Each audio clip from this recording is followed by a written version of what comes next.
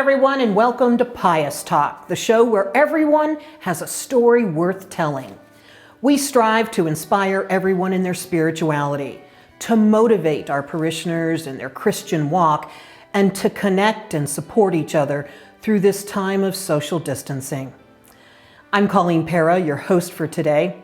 This show comes to you from Tucson, Arizona, home of St. Pius X Catholic community. And our guest this week is Norma Cable. And Norma, it's so great to see you. Yeah, great to see you. You have been a parishioner in St. Pius for how long now? I think it's around 30 years, Wow. right around there. Yeah, really crept up on us. And for 19 years, you've been a catechist with the Catechesis of the Good Shepherd. Now, there's a lot of history behind this, so tell us a little bit more. Absolutely. So the Catechesis of the Good Shepherd was started by two women who started working with children in Rome years ago, I think more than 50 years ago. And one of the women was a Montessori teacher, the other one was a biblical scholar. And between the two of them, they just started developing materials and testing it to see if the children would respond. Good Shepherd materials, materials on the Mass, materials on the birth of Jesus. If the child responded, then they kept the material. If the child did not, then they threw it out. And they just kept working that way. And so what we have today is a beautiful jewel, a result of that work. And that's what you see around you. Hands-on works that can help with the religious formation of the child and for a child as young as 3 years old. It's really a beautiful way to experience your faith, and we're so glad that we have that here at St. Pius. So a child as young as 3 can That's right. understand what you're showing them. That's right, and that's probably unusual sounding to many people, right? We think of children maybe not starting till they're 6 or so, but what Sophia and Gianna, the founders, realized and discovered was that 3-year-old child is full of joy, and so is the perfect partner for God. And so we bring the 3-year-old in and introduce Jesus as the Good Shepherd who loves these sheep. And we don't talk about who these sheep are. We ask that question so the child can begin to make his own journey. We know that child is a child of God already, right?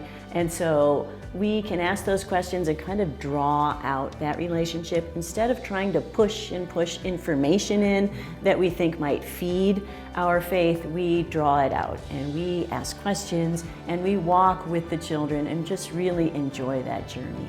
Okay, I'm really eager to see how this all works. Okay, so we're in the atrium right now. It's not called a classroom, it's an atrium. That's right. And tell us a little bit about how you work with the children and what you're telling them. Absolutely. So we do try to de-school catechesis and make it more something of an experience. But what we see right here then is our model altar. And what we have are materials that they would see at Mass. And what we can do here in the atrium that we can't do in the church is we can hold the special cup and we can say, this is the chalice, and it holds this very special wine that becomes the blood of Jesus. We can point and name these articles, helping to build that familiarity. So a child, and you know that a 3-year-old child would love to touch those things, name those things, set the altar table, and let's talk about what's going on at Mass. So this then feeds into one of our big goals of the Catechesis of the Good Shepherd, which is fuller participation of the liturgy. And you and I know from having young children at Mass, often it ends up just being a marathon and a test of endurance. This is a way for the child to begin to know and see on his own what is going on.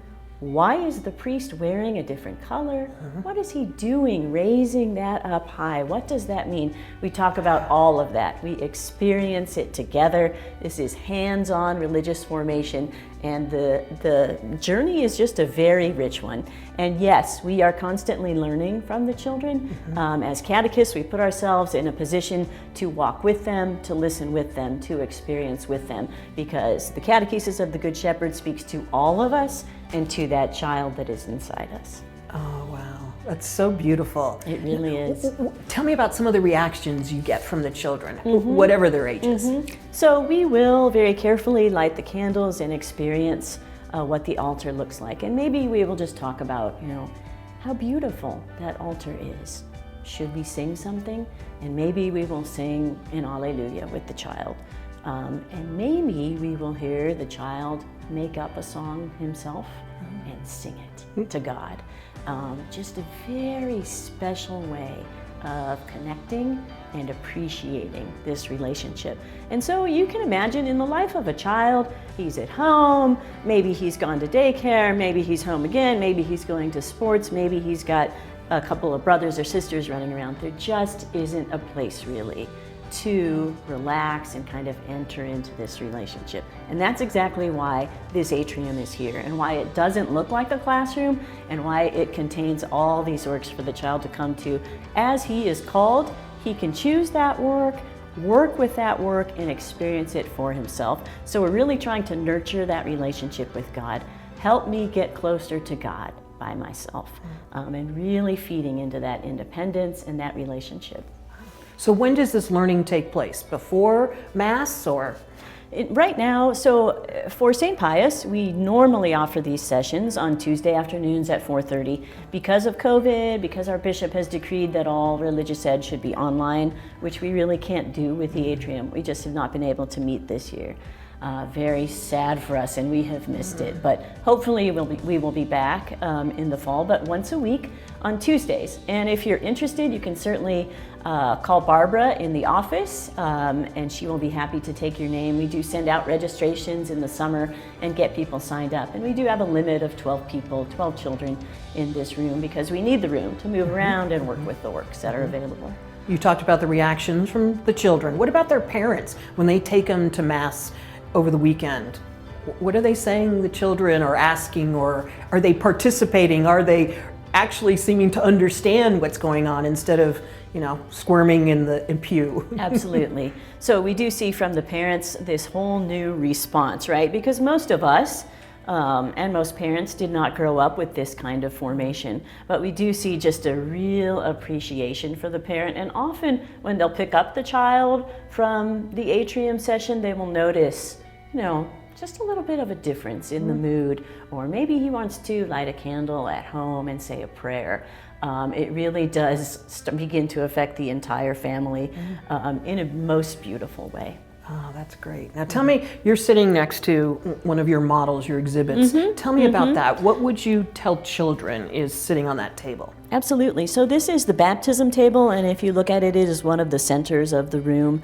And so we have the Bible, and we talk about those words from God to us. We have the water that we know is very much an important symbol of baptism. We have our Paschal candle and the candle that is lit for the person being baptized, and the white robe. So we'll talk about the symbols here and what they might mean. And baptism for a young child, often they have a younger sibling who has just been baptized. They remember that, or they've seen it at church. Very beautiful, very full of that richness of our faith, right? So just beautiful symbols that we can dig into here with them while we have some time. And so maybe we will talk about the words and our gift of hearing them, but just really how baptism is a gift to us and begins our life on that true vine. You said you've been a catechist for 19 years. What kind of training do you go through? So it is a significant amount of training, and sometimes people are surprised at that because after all, we're volunteers, right? It's the church. There is no pay involved. So we are volunteers, but for a catechist in this work, there is 90 hours of training required for this level. And a lot of that is such a gift because you are coming to know your faith in a way that you never did before. And for me, I was raised in the years of CCD when a lot of what I remember from going to classes was drawing pictures of clouds and things like that. And so maybe we don't have that much knowledge of our faith ourselves. Maybe we're not quite sure all the names of those items that we see at Mass. Maybe we don't know why the priest is wearing purple today and what that means. And so the training is just a real great example to get to know your faith and to know how you will present it to the child, but also to learn to respect the child and to know what mystery there can be in that 3-year-old and what an appreciation we can have of it. Now, your own boys, your 5 boys, did they go through the Catechesis of the Good Shepherd? And what did you see as a parent? Yeah, so we started this when our twins, who are our youngest, were 3. And so the couple older at the time were a little too old for this, but you can ask them. I've certainly brought home the presentations. They've all cleaned the atrium. They've all put it away. They've all moved every item in here. So a lot of their work was in helping this to happen.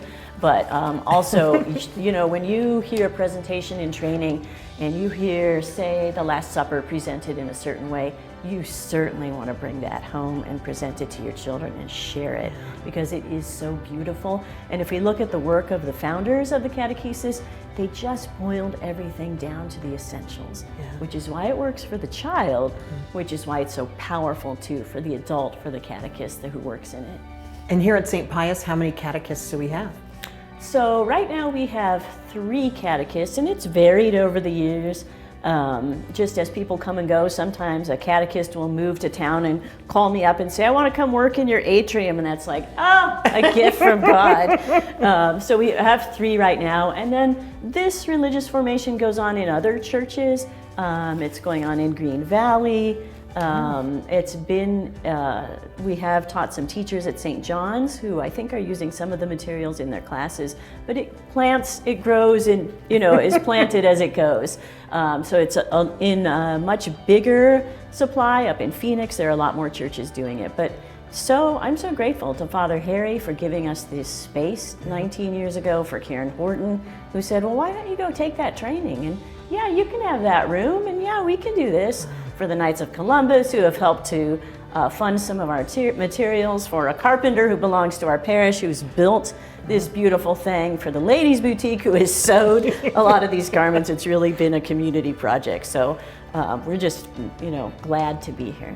We are so grateful for all you do for the children of St. Pius. Thanks, Norma. Thank you. I'm not surprised, though. You know, I had no idea it was 19 years, but it's 19 good for years. you. Yeah, thank you. You know, you get so much out of it also, so I don't feel like I'm just giving and giving. I have received here the best knowledge of my faith. Thank you, Norma. I appreciate you joining us today. And folks, if you liked what you heard today, you got to press that like button, and you can share your comments and stories, because we're always looking for those. And we would love to hear from you. So also, don't forget to subscribe to this channel, because you'll get some alerts, and then you'll know when the new episodes come out. And tune in next week. We're here every week. And also, be safe out there. Take care of yourselves, and pray and pray and pray. Have a great day, a great week, and God bless you all.